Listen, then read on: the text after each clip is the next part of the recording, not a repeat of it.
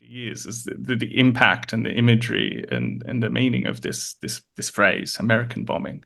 But very few people have actually seen what this looks like when it hits the ground.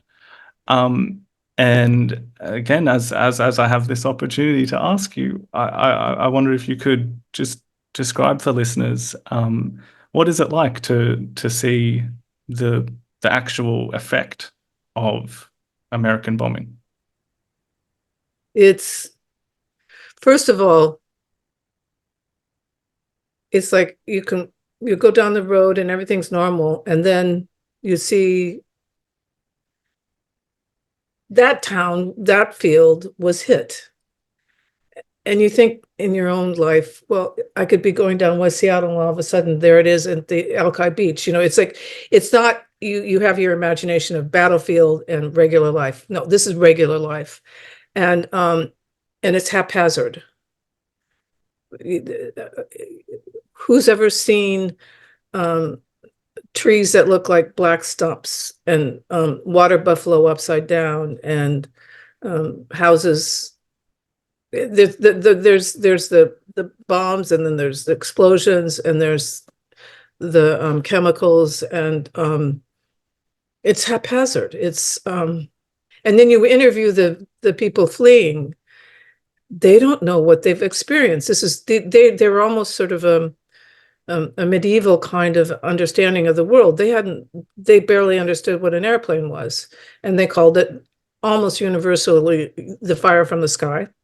Where did the fire come from? And did it come from a god, from Garuda, which, the great bird, and also the name now of Indonesian Airlines. But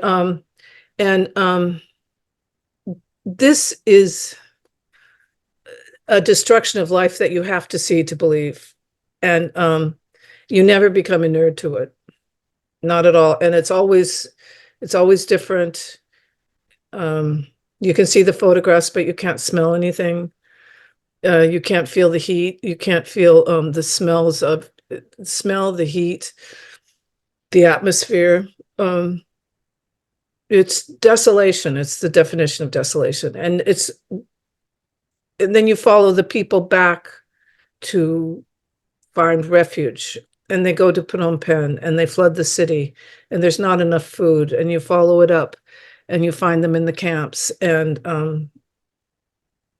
there's no way to take care of them. They're lost.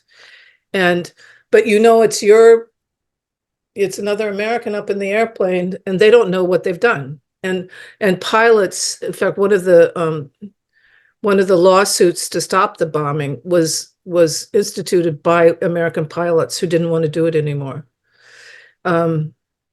They were reading what we were writing, and they did not want to take part in it anymore. I mean, at any time I hear the phrase targeted bombing or anything pretending that there's a target, no, they have no idea. No. It's still, I mean, to this day, you still see shells, and then that doesn't count all of the other residue of the fighting that still is buried in the soil in Cambodia. But Laos to the north is the most bombed country per person in the world.